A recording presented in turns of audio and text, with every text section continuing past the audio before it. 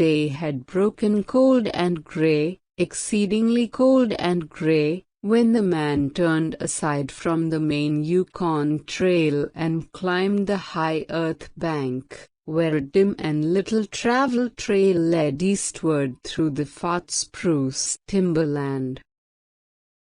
It was a steep bank, and he paused for breath at the top, excusing the act to himself by looking at his watch.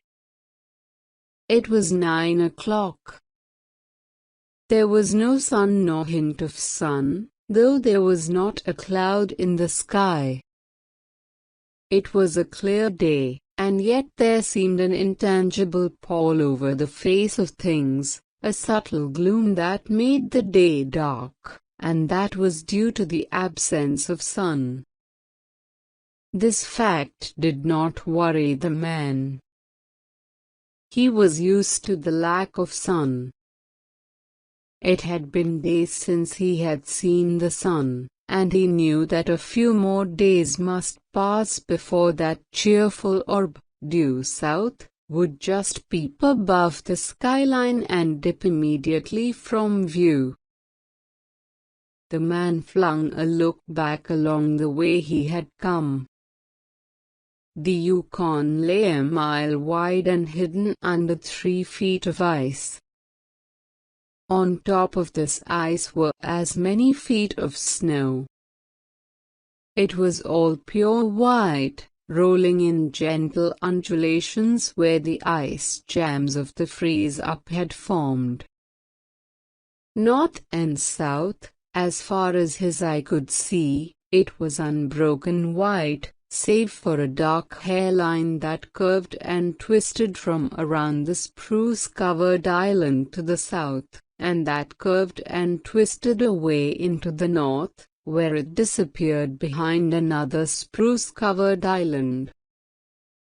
This dark hairline was the main trail that led south 500 miles to the Chilkoot Pass, Dyea, and Saltwater, and that led north 70 miles to Dawson, and still on to the north 1,000 miles to Nulato, and finally to St. Michael on Bering Sea, 1,000 miles and half 1,000 more.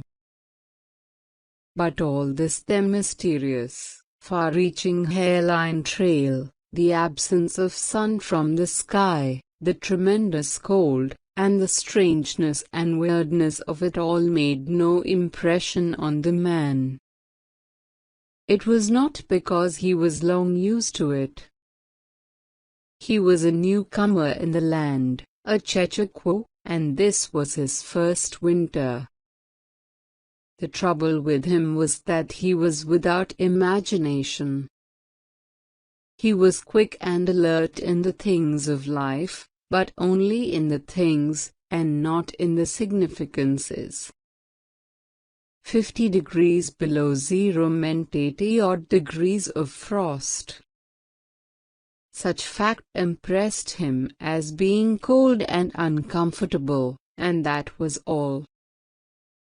It did not lead him to meditate upon his frailty as a creature of temperature, and upon man's frailty in general, able only to live within certain narrow limits of heat and cold, and from there on it did not lead him to the conjectural field of immortality and man's place in the universe. 50 degrees below zero stood for a bite of frost that hurt and that must be guarded against by the use of mittens, ear flaps, warm moccasins, and thick socks.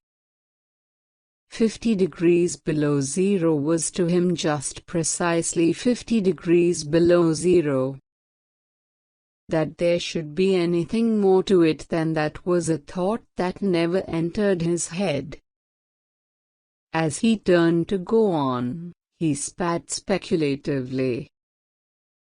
There was a sharp, explosive crackle that startled him. He spat again.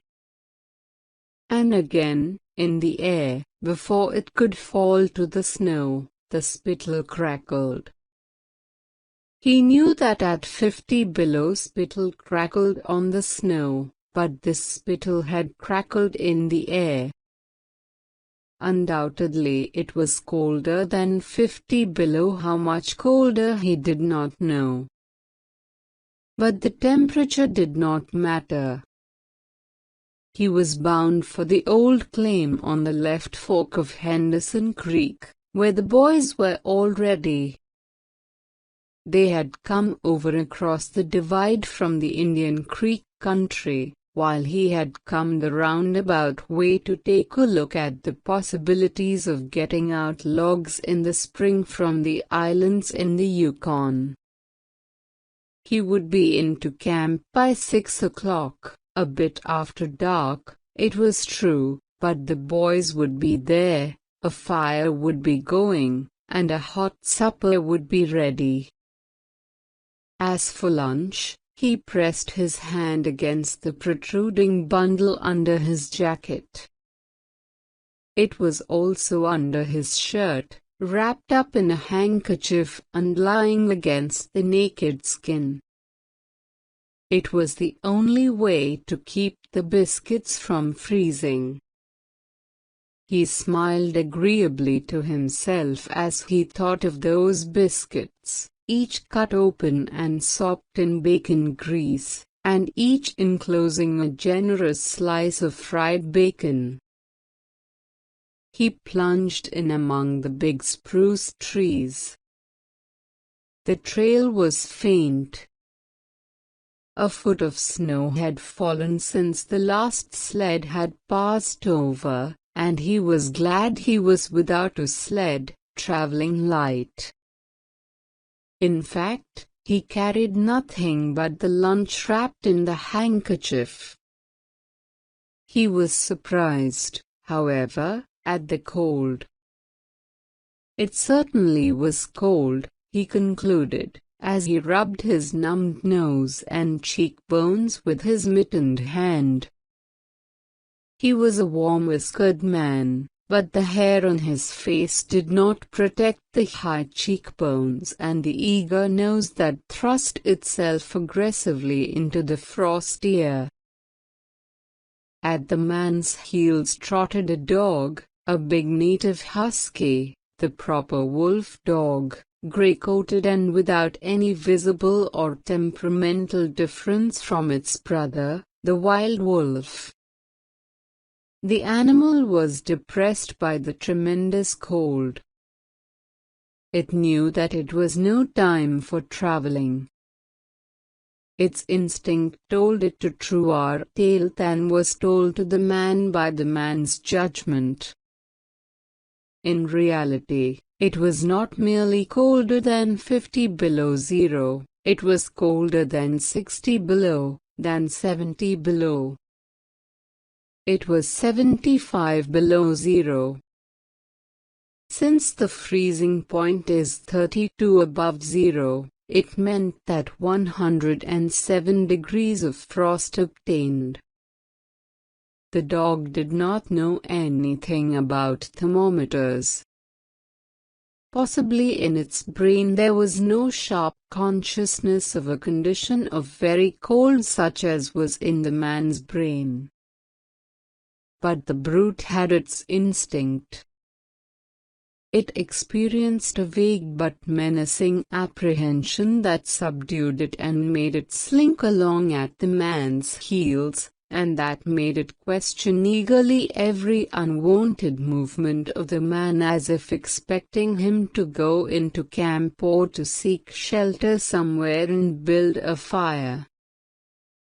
The dog had learned fire, and it wanted fire, or else to burrow under the snow and cuddle its warmth away from the air. The frozen moisture of its breathing had settled on its fur in a fine powder of frost, and especially were its jowls, muzzle, and eyelashes whitened by its crystalled breath.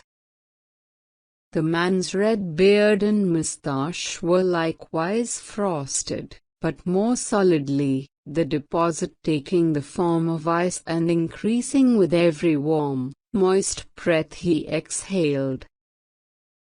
Also, the man was chewing tobacco, and the muzzle of ice held his lips so rigidly that he was unable to clear his chin when he expelled the juice. The result was that a crystal beard of the color and solidity of amber was increasing its length on his chin. If he fell down it would shatter itself, like glass, into brittle fragments. But he did not mind the appendage. It was the penalty all tobacco chewers paid in that country, and he had been out before in 2 cold snaps. They had not been so cold as this, he knew, but by the spirit thermometer at 60 miles he knew they had been registered at 50 below and at 55. He held on through the level stretch of woods for several miles, crossed a wide flat of niggerheads, and dropped down a bank to the frozen bed of a small stream. This was Henderson Creek, and he knew he was 10 miles from the Forks. He looked at his watch. It was 10 o'clock. He was making 4 miles an hour, and he calculated that he would arrive at the Forks at 12:30. He decided to celebrate that event by eating his lunch there. The dog dropped in again at his heels, with a tail drooping discouragement, as the man swung along the creek bed. The furrow of the old sled trail was plainly visible, but 24 inches of snow covered the marks of the last runners. In a month no man had come up or down that silent creek. The man held steadily on. He was not much given to thinking, and just then particularly he had nothing to think about save that he would eat lunch at the Forks and that at 6 o'clock he would be in camp with the boys. There was nobody to talk to, and, had there been, speech would have been impossible because of the ice muzzle on his mouth. So he continued monotonously to chew tobacco and to increase the length of his amber beard. Once in a while the thought reiterated itself that it was very cold and that he had never experienced such cold. As he walked along he rubbed his cheekbones and nose with the back of his mittened hand. He did this automatically, now and again changing hands. But rub as he would, the instant he stopped his cheekbones went numb, and the following instant the end of his nose went numb. He was sure to frost his cheeks, he knew that, and experienced a pang of regret that he had not devised a nose strap of the sort Bud wore in cold snaps. Such a strap passed across the cheeks, as well, and saved them. But it didn't matter much, after all. What were frosted cheeks? A bit painful, that was all. They were never serious. Empty as the man's mind was of thoughts, he was keenly observant, and he noticed the changes in the creek, the curves and bends and timber jams, and always he sharply noted where he placed his feet. Once, coming round a bend, he shied abruptly, like a startled horse, curved away from the place where he had been walking, and retreated several paces back along the trail. The creek he knew was frozen clear to the bottom. No creek could contain water in that Arctic winter, but he knew also that there were springs that bubbled out from the hillsides and ran along under the snow and on top the ice of the creek. He knew that the coldest snaps never froze these springs, and he knew likewise their danger. They were traps. They hid pools of water under the snow that might be 3 inches deep, or 3 feet. Sometimes a skin of ice half an inch thick covered them, and in turn was covered by the snow. Sometimes there were alternate layers of water and ice skin, so that when one broke through he kept on breaking through for a while, sometimes wetting himself to the waist. That was why he had shied in such panic. He had felt the give under his feet and heard the crackle of a snow-hidden ice skin. And to get his feet wet in such a temperature meant trouble and danger. At the very least it meant delay, for he would be forced to stop and build a fire, and under its protection to bare his feet while he dried his socks and moccasins. He stood and studied the creek bed and its banks, and decided that the flow of water came from the right. He reflected a while, rubbing his nose and cheeks, then skirted to the left, stepping gingerly and testing the footing for each step. Once clear of the danger, he took a fresh chew of tobacco and swung along at his 4-mile gait. In the course of the next 2 hours he came upon several similar traps. Usually the snow above the hidden pools had a sunken, candied appearance that advertised the danger. Once again, however, he had a close call, and once, suspecting danger, he compelled the dog to go on in front.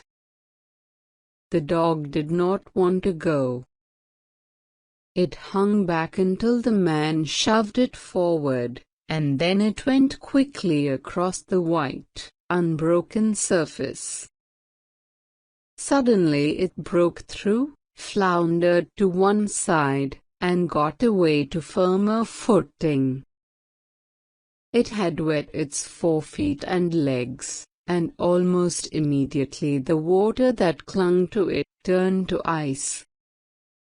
It made quick efforts to lick the ice off its legs, then dropped down in the snow and began to bite out the ice that had formed between the toes.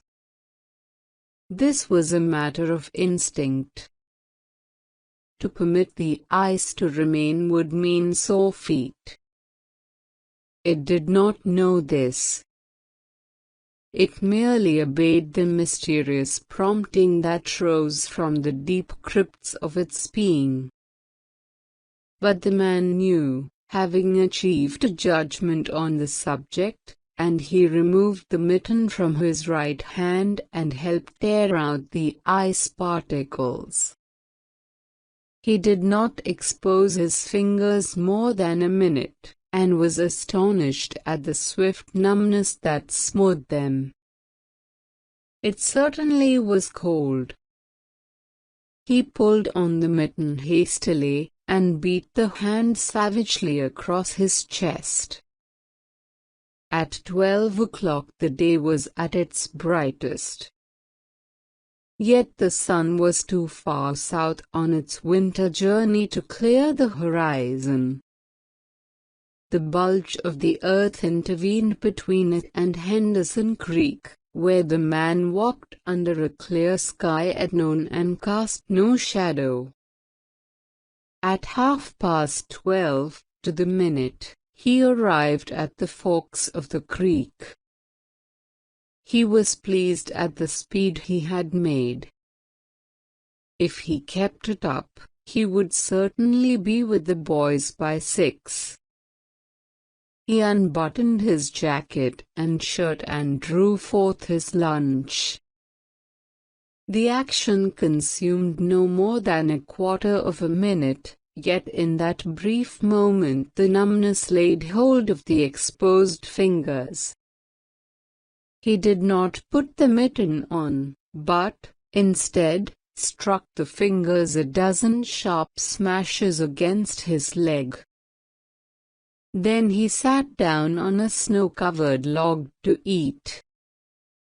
The sting that followed upon the striking of his fingers against his leg ceased so quickly that he was startled. He had had no chance to take a bite of biscuit. He struck the fingers repeatedly and returned them to the mitten, baring the other hand for the purpose of eating. He tried to take a mouthful, but the ice muzzle prevented. He had forgotten to build a fire and thaw out. He chuckled at his foolishness, and as he chuckled he noted the numbness creeping into the exposed fingers. Also, he noted that the stinging which had first come to his toes when he sat down was already passing away. He wondered whether the toes were warm or numbed. He moved them inside the moccasins and decided that they were numbed. He pulled the mitten on hurriedly and stood up. He was a bit frightened. He stamped up and down until the stinging returned into the feet. It certainly was cold, was his thought. That man from Sulphur Creek had spoken the truth when telling how cold it sometimes got in the country. And he had laughed at him at the time. That showed one must not be too sure of things. There was no mistake about it, it was cold. He strode up and down, stamping his feet and threshing his arms, until reassured by the returning warmth.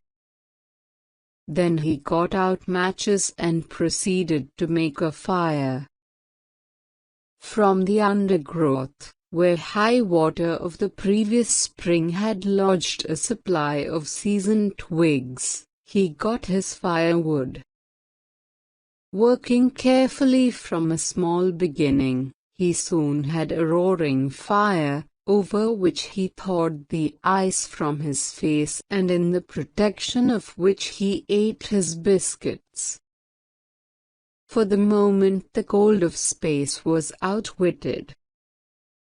The dog took satisfaction in the fire, stretching out close enough for warmth and far enough away to escape being singed. When the man had finished, he filled his pipe and took his comfortable time over a smoke. Then he pulled on his mittens, settled the ear flaps of his cap firmly about his ears, and took the creek trail up the left fork. The dog was disappointed and yearned back toward the fire. This man did not know cold. Possibly all the generations of his ancestry had been ignorant of cold, of real cold, of cold 107 degrees below freezing point. But the dog knew, all its ancestry knew, and it had inherited the knowledge. And it knew that it was not good to walk abroad in such fearful cold. It was the time to lie snug in a hole in the snow and wait for a curtain of cloud to be drawn across the face of outer space whence this cold came. On the other hand, there was keen intimacy between the dog and the man. The one was the toil slave of the other, and the only caresses it had ever received were the caresses of the whiplash and of harsh and menacing throat sounds that threatened the whiplash. So the dog made no effort to communicate its apprehension to the man. It was not concerned in the welfare of the man, it was for its own sake that it yearned back toward the fire. But the man whistled, and spoke to it with the sound of whiplashes, and the dog swung in at the man's heels and followed after. The man took a chew of tobacco and proceeded to start a new amber beard. Also, his moist breath quickly powdered with white his moustache, eyebrows, and lashes. There did not seem to be so many springs on the left fork of the Henderson, and for half an hour the man saw no signs of any. And then it happened. At a place where there were no signs, where the soft, unbroken snow seemed to advertise solidity beneath, the man broke through. It was not deep. He wetted himself halfway to the knees before he floundered out to the firm crust. He was angry, and cursed his luck aloud. He had hoped to get into camp with the boys at 6 o'clock, and this would delay him an hour, for he would have to build a fire and dry out his footgear.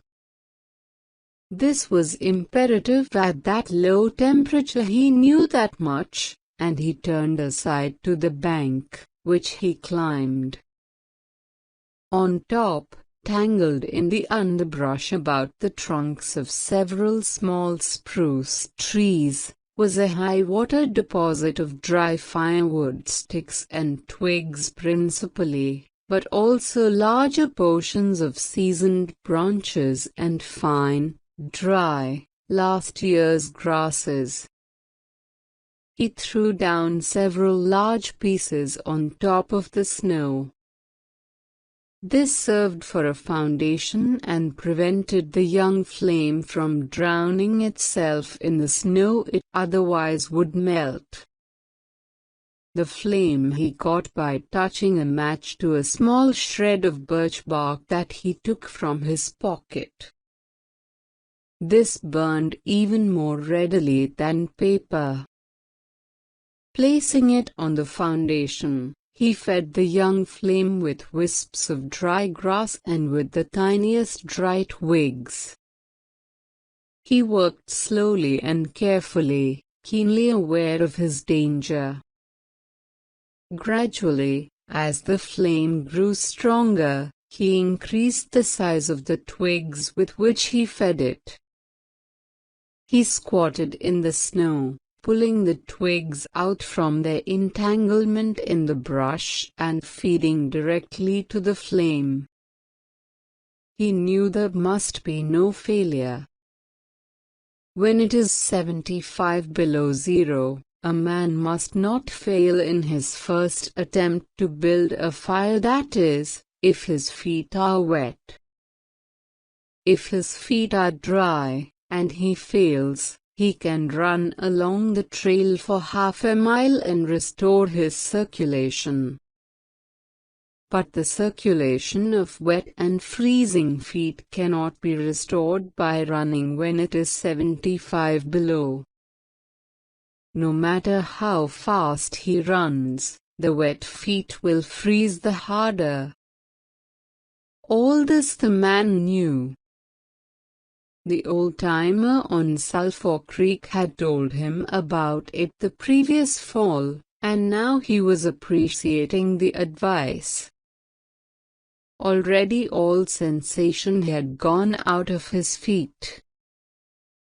To build the fire he had been forced to remove his mittens, and the fingers had quickly gone numb. His pace of 4 miles an hour had kept his heart pumping blood to the surface of his body and to all the extremities. But the instant he stopped, the action of the pump eased down.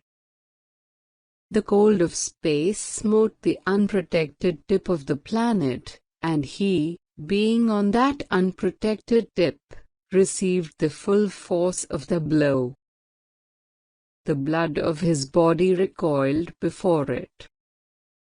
The blood was alive, like the dog, and like the dog it wanted to hide away and cover itself up from the fearful cold.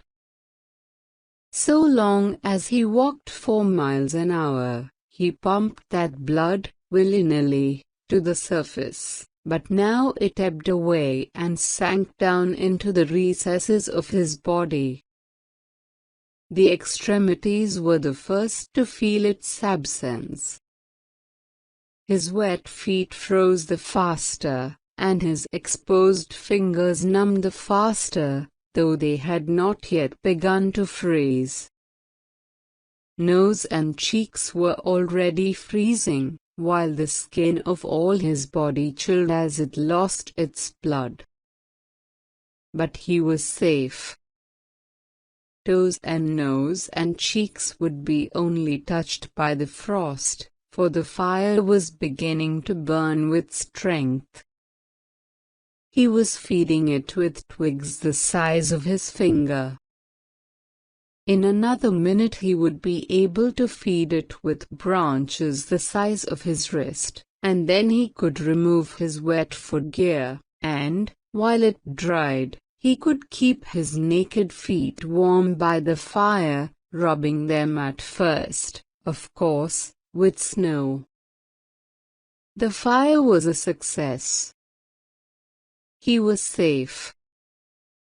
He remembered the advice of the old-timer on Sulphur Creek, and smiled. The old-timer had been very serious in laying down the law that no man must travel alone in the Klondike after 50 below. Well, here he was. He had had the accident, he was alone, and he had saved himself. Those old-timers were rather womanish, some of them, he thought. All a man had to do was to keep his head, and he was all right. Any man who was a man could travel alone. But it was surprising, the rapidity with which his cheeks and nose were freezing. And he had not thought his fingers could go lifeless in so short a time. Lifeless they were, for he could scarcely make them move together to grip a twig, and they seemed remote from his body and from him. When he touched a twig, he had to look and see whether or not he had hold of it. The wires were pretty well down between him and his finger ends, all of which counted for little. There was the fire, snapping and crackling and promising life with every dancing flame. He started to untie his moccasins. They were coated with ice. The thick German socks were like sheets of iron halfway to the knees, and the moccasin strings were like rods of steel all twisted and knotted as by some conflagration. For a moment he tugged with his numbed fingers, then, realizing the folly of it, he drew his sheath knife. But before he could cut the strings, it happened. It was his own fault, or, rather, his mistake. He should not have built the fire under the spruce tree. He should have built it in the open. But it had been easier to pull the twigs from the brush and drop them directly on the fire. Now the tree under which he had done this carried a weight of snow on its boughs. No wind had blown for weeks, and each bough was fully freighted. Each time he had pulled a twig he had communicated a slight agitation to the tree, an imperceptible agitation, so far as he was concerned, but an agitation sufficient to bring about the disaster. High up in the tree one bough capsized its load of snow. This fell on the boughs beneath, capsizing them. This process continued, spreading out and involving the whole tree. It grew like an avalanche, and it descended without warning upon the man and the fire was blotted out. Where it had burned was a mantle of fresh and disordered snow. The man was shocked. It was as though he had just heard his own sentence of death. For a moment he sat and stared at the spot where the fire had been. Then he grew very calm. Perhaps the old-timer on Sulphur Creek was right. If he had only had a trail mate he would have been in no danger now. The trail mate could have built the fire. Well, it was up to him to build the fire over again, and this second time there must be no failure. Even if he succeeded, he would most likely lose some toes.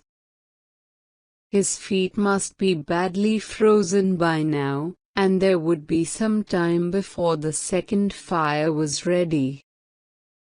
Such were his thoughts, but he did not sit and think them. He was busy all the time they were passing through his mind. He made a new foundation for a fire, this time in the open, where no treacherous tree could blot it out. Next, he gathered dry grasses and tiny twigs from the high-water flotsam. He could not bring his fingers together to pull them out, but he was able to gather them by the handful. In this way he got many rotten twigs and bits of green moss that were undesirable, but it was the best he could do. He worked methodically, even collecting an armful of the larger branches to be used later when the fire gathered strength. And all the while the dog sat and watched him, a certain yearning wistfulness in its eyes, for it looked upon him as the fire provider, and the fire was slow in coming. When all was ready, the man reached in his pocket for a second piece of birch bark. He knew the bark was there, and, though he could not feel it with his fingers, he could hear its crisp rustling as he fumbled for it. Try as he would, he could not clutch hold of it. And all the time, in his consciousness, was the knowledge that each instant his feet were freezing. This thought tended to put him in a panic, but he fought against it and kept calm. He pulled on his mittens with his teeth, and threshed his arms back and forth, beating his hands with all his might against his sides. He did this sitting down, and he stood up to do it. And all the while the dog sat in the snow, its wolf brush of a tail curled round warmly over its forefeet, its sharp wolf ears pricked forward intently as it watched the man. And the man, as he beat and threshed with his arms and hands, felt a great surge of envy as he regarded the creature that was warm and secure in its natural covering. After a time he was aware of the first faraway signals of sensation in his beaten fingers. The faint tingling grew stronger till it evolved into a stinging ache that was excruciating, but which the man hailed with satisfaction.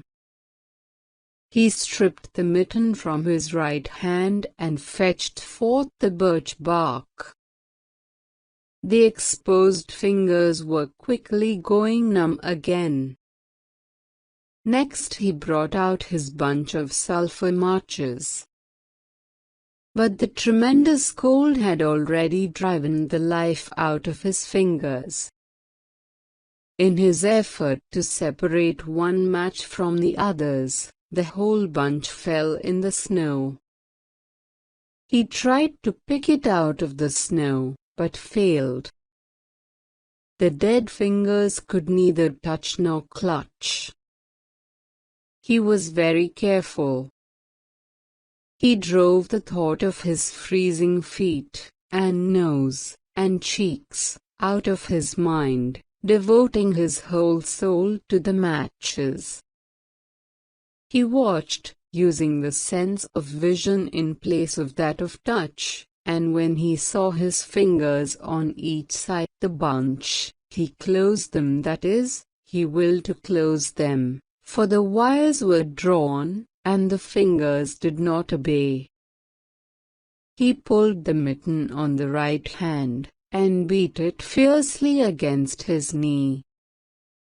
Then, with both mittened hands, he scooped the bunch of matches, along with much snow, into his lap. Yet he was no better off. After some manipulation he managed to get the bunch between the heels of his mittened hands. In this fashion he carried it to his mouth. The ice crackled and snapped when by a violent effort he opened his mouth. He drew the lower jaw in, curled the upper lip out of the way, and scraped the bunch with his upper teeth in order to separate a match. He succeeded in getting one, which he dropped on his lap. He was no better off. He could not pick it up. Then he devised a way. He picked it up in his teeth and scratched it on his leg. 20 times he scratched before he succeeded in lighting it. As it flamed he held it with his teeth to the birch bark. But the burning brimstone went up his nostrils and into his lungs, causing him to cough spasmodically. The match fell into the snow and went out. The old-timer on Sulphur Creek was right, he thought in the moment of controlled despair that ensued. After 50 below, a man should travel with a partner. He beat his hands, but failed in exciting any sensation. Suddenly he bared both hands, removing the mittens with his teeth. He caught the whole bunch between the heels of his hands. His arm muscles not being frozen enabled him to press the hand heels tightly against the matches. Then he scratched the bunch along his leg. It flared into flame, 70 sulphur matches at once. There was no wind to blow them out. He kept his head to one side to escape the strangling fumes, and held the blazing bunch to the birch bark. As he so held it, he became aware of sensation in his hand. His flesh was burning. He could smell it. Deep down below the surface he could feel it. The sensation developed into pain that grew acute. and still he endured it, holding the flame of the matches clumsily to the bark that would not light readily because his own burning hands were in the way, absorbing most of the flame. At last, when he could endure no more, he jerked his hands apart. The blazing matches fell sizzling into the snow, but the birch bark was alight. He began laying dry grasses and the tiniest twigs on the flame. He could not pick and choose, for he had to lift the fuel between the heels of his hands. Small pieces of rotten wood and green moss clung to the twigs, and he bit them off as well as he could with his teeth. He cherished the flame carefully and awkwardly. It meant life, and it must not perish.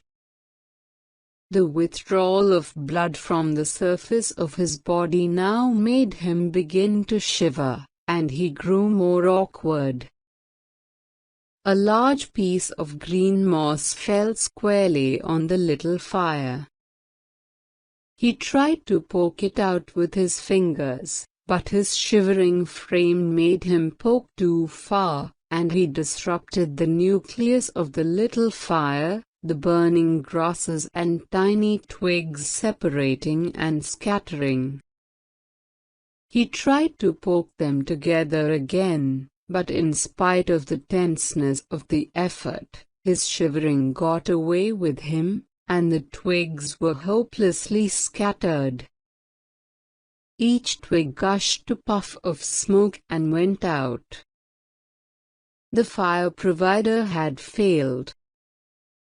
As he looked apathetically about him, his eyes chanced on the dog, sitting across the ruins of the fire from him, in the snow, making restless, hunching movements, slightly lifting one forefoot and then the other, shifting its weight back and forth on them with wistful eagerness. The sight of the dog put a wild idea into his head. He remembered the tale of the man, caught in a blizzard, who killed a steer and crawled inside the carcass, and so was saved. He would kill the dog and bury his hands in the warm body until the numbness went out of them. Then he could build another fire. He spoke to the dog, calling it to him, but in his voice was a strange note of fear that frightened the animal, who had never known the man to speak in such way before. Something was the matter, and its suspicious nature sensed danger, it knew not what danger, but somewhere, somehow, in its brain arose an apprehension of the man. It flattened its ears down at the sound of the man's voice, and its restless, hunching movements and the liftings and shiftings of its forefeet became more pronounced, but it would not come to the man. He got on his hands and knees and crawled toward the dog. This unusual posture again excited suspicion, and the animal sidled mincingly away. The man sat up in the snow for a moment and struggled for calmness. Then he pulled on his mittens, by means of his teeth, and got upon his feet. He glanced down at first in order to assure himself that he was really standing up, for the absence of sensation in his feet left him unrelated to the earth.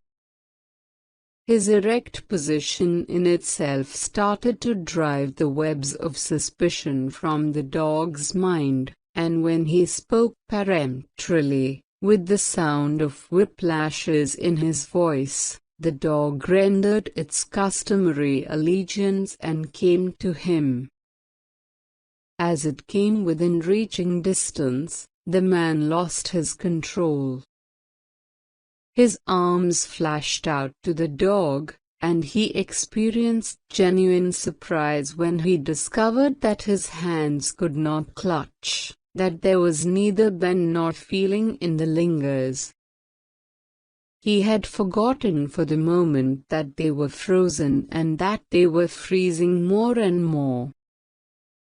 All this happened quickly, and before the animal could get away, he encircled its body with his arms. He sat down in the snow, and in this fashion held the dog, while it snarled and whined and struggled. But it was all he could do, hold its body encircled in his arms and sit there. He realized that he could not kill the dog. There was no way to do it. With his helpless hands he could neither draw nor hold his sheath knife nor throttle the animal. He released it, and it plunged wildly away, with tail between its legs, and still snarling. It halted 40 feet away and surveyed him curiously, with ears sharply pricked forward. The man looked down at his hands in order to locate them, and found them hanging on the ends of his arms. It struck him as curious that one should have to use his eyes in order to find out where his hands were. He began threshing his arms back and forth, beating the mittened hands against his sides.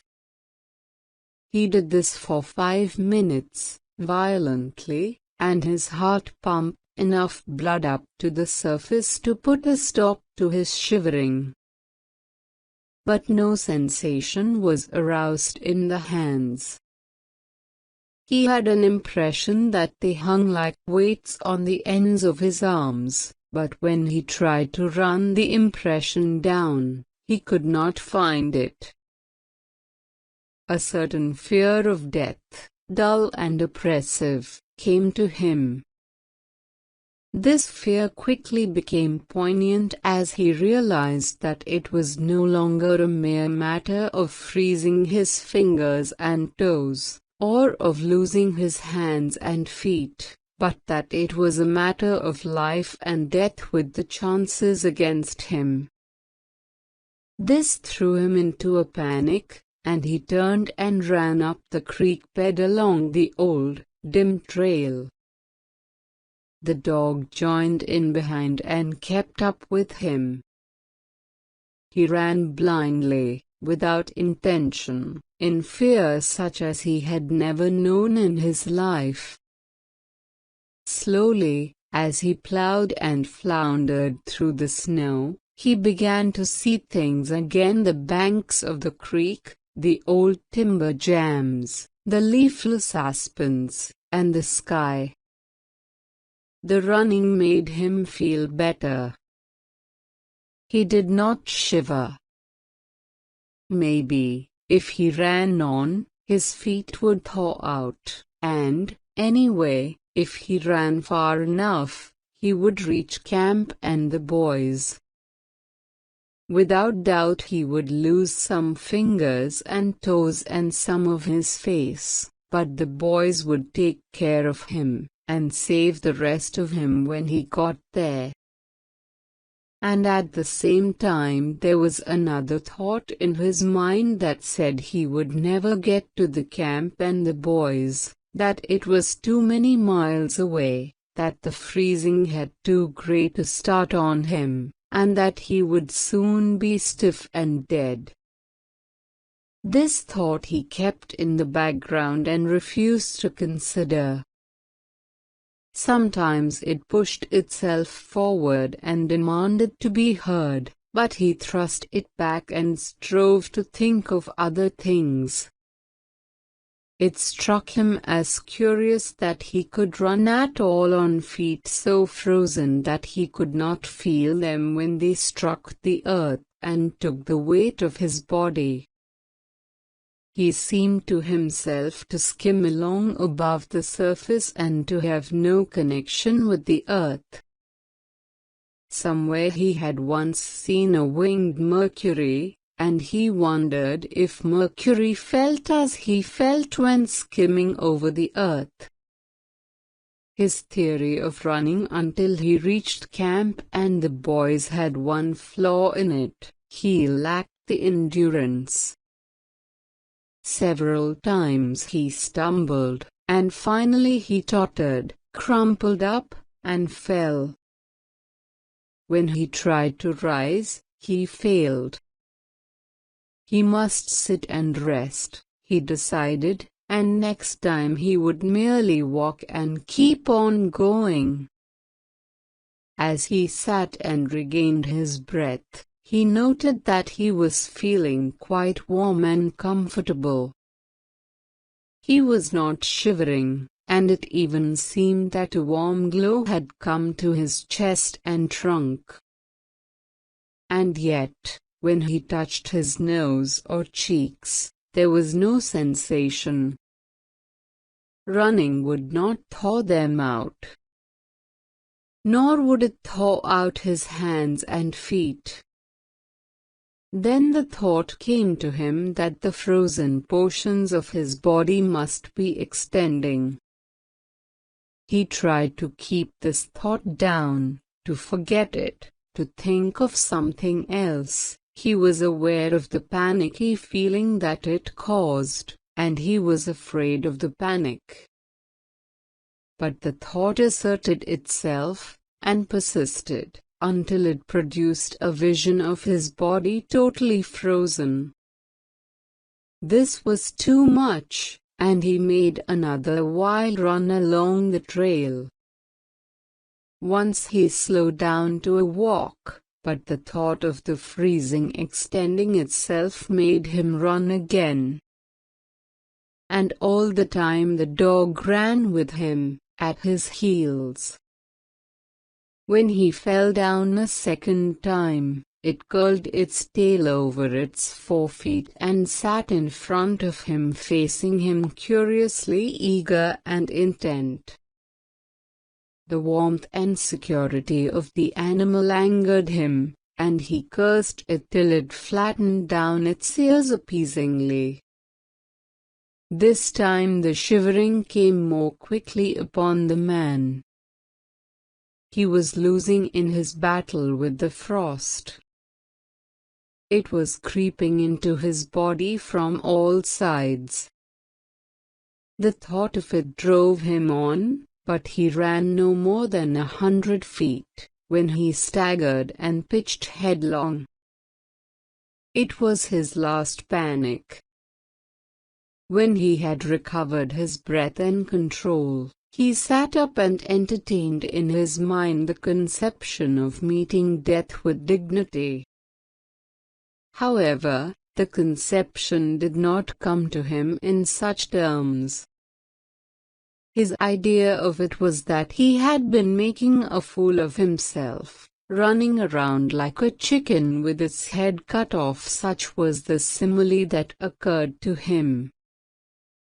Well, he was bound to freeze anyway, and he might as well take it decently.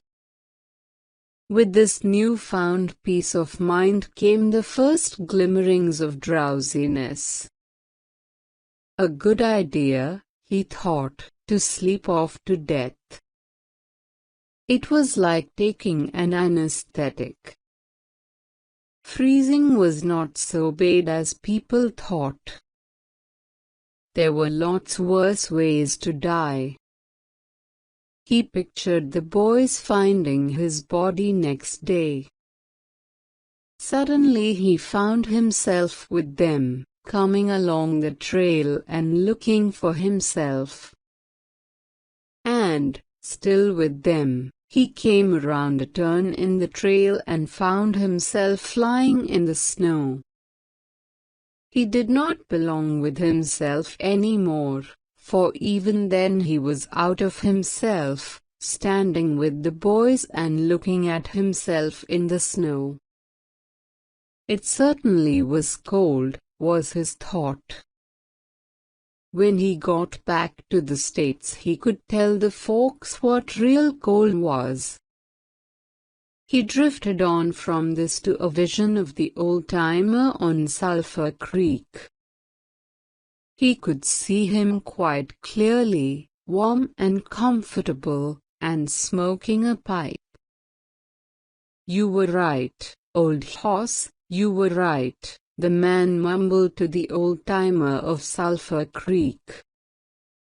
Then the man drowsed off into what seemed to him the most comfortable and satisfying sleep he had ever known. The dog sat facing him and waiting. The brief day drew to a close in a long, slow twilight. There were no signs of a fire to be made, and, besides, never in the dog's experience had it known a man to sit like that in the snow and make no fire.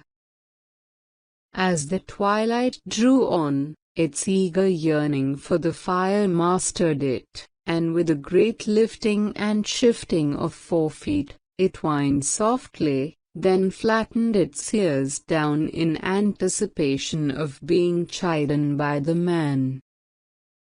But the man remained silent. Later, the dog whined loudly. And still later it crept close to the man and caught the scent of death. This made the animal bristle and back away. A little longer it delayed, howling under the stars that leapt and danced and shone brightly in the cold sky. Then it turned and trotted up the trail in the direction of the camp it knew. Where were the other food providers and fire providers? Providers and fire providers. Providers and fire providers. Providers and fire providers.